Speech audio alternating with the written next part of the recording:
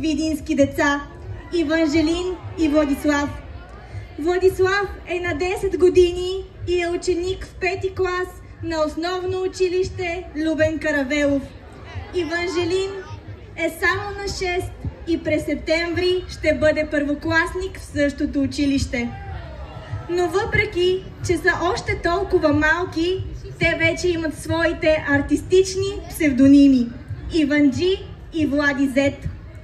По-важното е, че вече имат своя песен, с която призовават всички деца да се учат, да спортуват, да творят.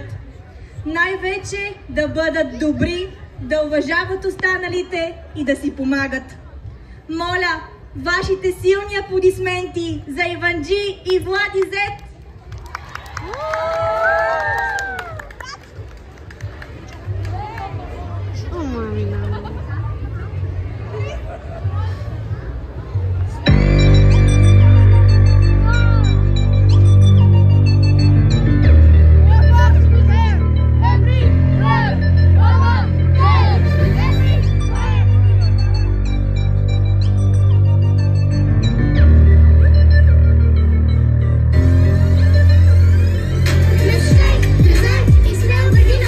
Шути, спортувай и готино танцувай.